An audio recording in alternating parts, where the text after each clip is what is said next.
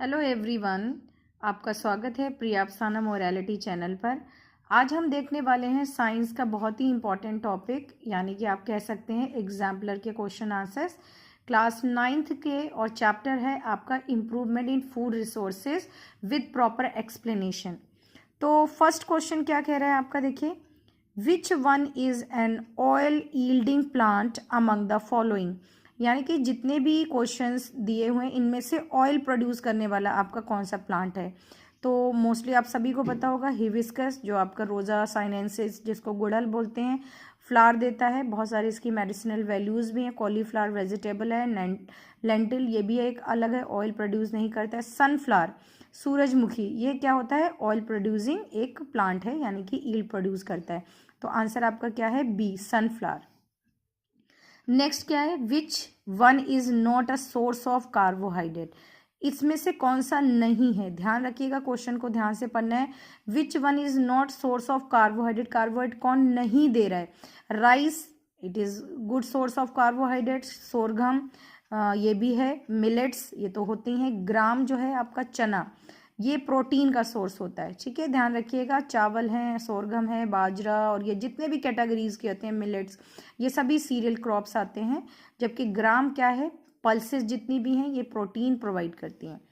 Next question देखिए, find out the wrong statement from the following. देखिए, इस type के क्वेश्चन जैसे जैसे सीनियर क्लासेस बढ़ते हैं इस टाइप के क्वेश्चंस बढ़ते चले जाते हैं कि आपको statement based questions find out करना है। और इतना बहुत ही ज़्यादा माइन्यूट से डिफरेंसेस होते हैं जो आपको मुश्किल होती है अगर आप प्रैक्टिस ना करें। तो क्वेश्चन पढ़ेंगे, white revolution is meant for increase in milk production.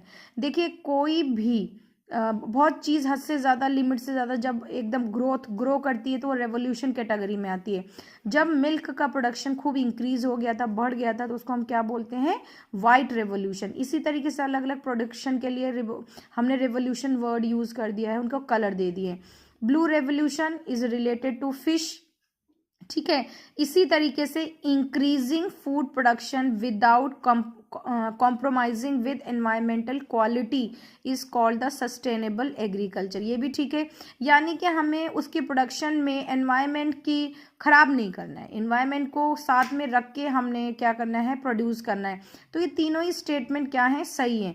तो इनमें से none of these is wrong, तो आंसर क्या होगा, none of above is wrong statement, ठीक है।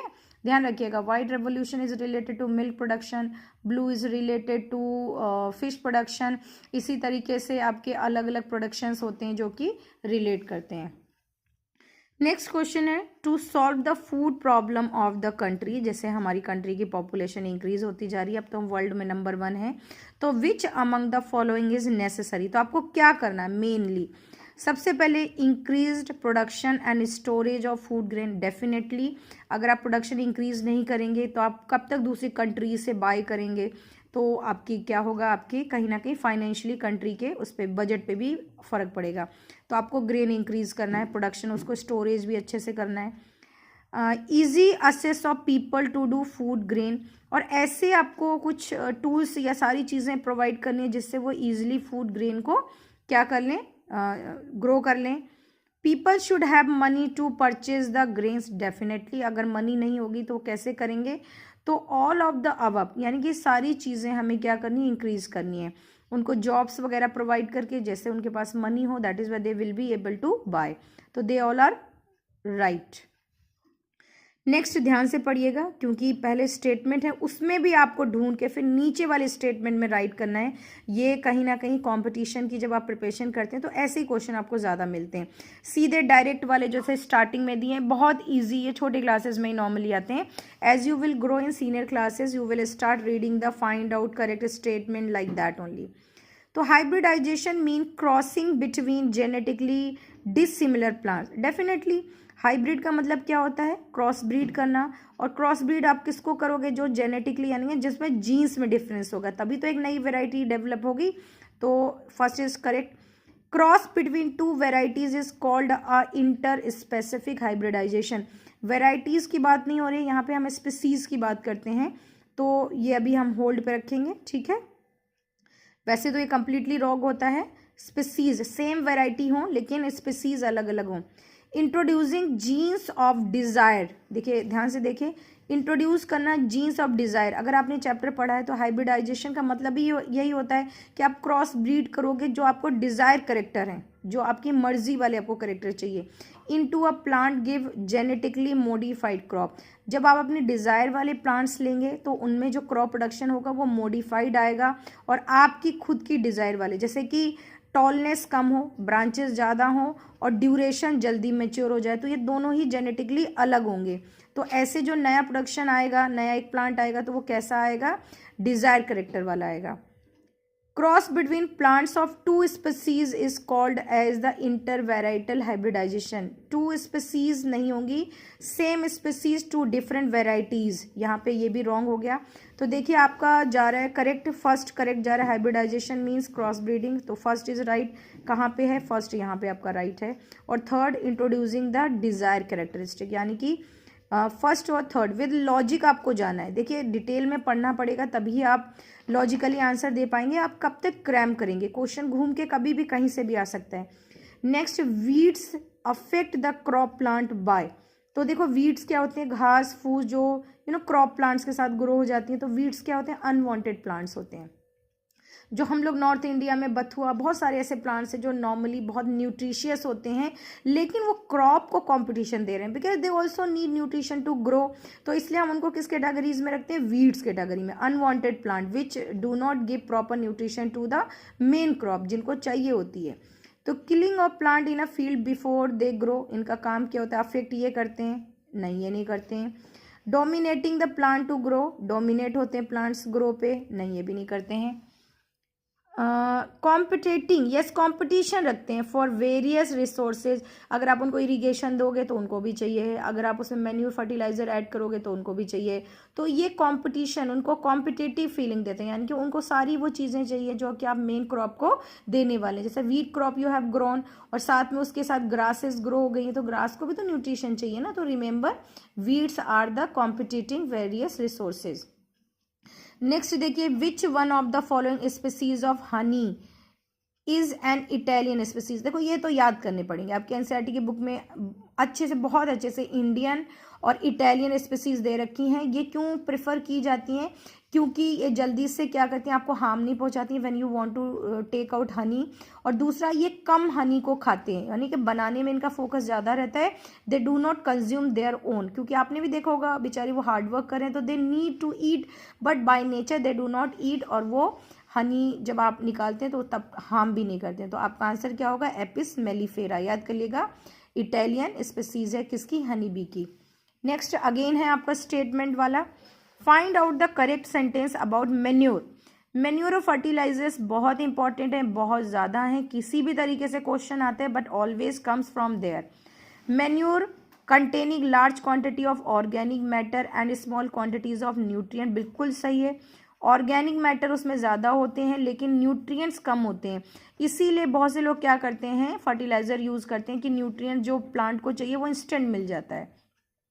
तो फर्स्ट आपका करेक्ट है, कहीं पे भी कोई भी स्टेटमेंट अगर पूछा। Second, it increases the water holding capacity, yes. देखो सैंड का आप, ये नॉर्मली हम बच्चों को बताते भी हैं कि जैसे कि आप बकेट कोई लेते हैं तो ये एक सैंड है, इसमें सिर्फ सैंड भरी हुई है, यहाँ आप होल करते हैं, दूसरे बकेट में लें, यहाँ पे आपने सैंड भर दी और इसमें मैन्योर मिक्स कर दिए, 1 लीटर वाटर आप इसमें ऐड करेंगे और नीचे यहाँ होल से उस वाटर को कलेक्ट करेंगे। यहाँ पे जिसमें आपने मैन्योर ऐड की थी, यहाँ पे होल करके वाटर को कलेक्ट करेंगे। तो बताइए आप किस पॉट में, बर्तन में वाटर ज़्यादा कलेक्ट होगा। तो डेफिनेटली यहाँ पे वाटर को होल्ड करने वाला कोई नहीं है ऑन द वे, तो यहाँ वाटर ज़्यादा आएगा और यहाँ पे मैन्योर होल्ड कर लेंगे। तो क्या कर रहे हैं, वाटर होल्डिंग कैपेसिटी जो है वो मैन्योर इंक्रीज करते हैं। तो कुछ एरियाज में सैंड में मैन्योर ऐड करके वो क्या करते हैं, एग्रीकल्चर के लायक सॉइल को बना लेते हैं। तो आपके ऑप्शन कौन से दो करेक्ट जाएंगे, एक तो फर्स्ट ये और ये, थर्ड भी देख लेते हैं एक बार। It help in the draining out excess water, drain out नहीं करते हैं, ये तो वे को कंट्रोल कर रहे हैं, स्टॉप कर रहे हैं, तो ये तो रॉन्ग हो गया। It's excessive use of pollutant environment, देखिए मैन्योर कभी भी हार्मफुल नहीं है। जैसे कि हमारे लिए क्या होता है ना, हम न्यूट्रिशंस लेते हैं, मिल्क लेते हैं, तो ये हार्मफुल कम होते हैं, बल्कि इनकी लैक ऑफ न्यूट्रिशन, हमारी बॉडी में बैलेंस डाइट की लैक हो जाती है। ऐसी सॉइल में इनकी लैकनेस से there are different different diseases और प्लांट्स में प्रॉब्लम्स हो जाती हैं। Cattle husbandry is done for the following. Cattle husbandry जैसे हाइब्रिडाइजेशन होता है ऐसे एनिमल हस्बेंड्री होती है। कैटल का मतलब यहाँ पे एनिमल्स है, तो वो क्यों की जाती है मेनली? तो देखिए मिल्क प्रोडक्शन डेफिनेटली हरियाणा में तो बहुत ज़्यादा ये मिल्क प्रोडक्शन के लिए की जाती है, ठीक है। मीट प्रोडक्शन के लिए यस डेफिनेटली जो ब्रॉयलर्स होते हैं बहुत सारे स्पीसीज। एग्रीकल्चर वर्क अभी तो ट्रैक्टर वगैरह इतने डेवलप हो गए, लेकिन अभी भी अर्लियर टाइम ऑल्सो बहुत सारे जो ऑक्स थे, बुल थे, बहुत सारे ऐसे एनिमल्स हैं जो उसके लिए यूज में आते थे। एग प्रोडक्शन के लिए नहीं होता, क्योंकि एग प्रोडक्शन के लिए क्या होते हैं, ये बहुत सारे अलग मेथड यूज करते हैं। तो देखिए आपके 3 राइट जा रहे हैं।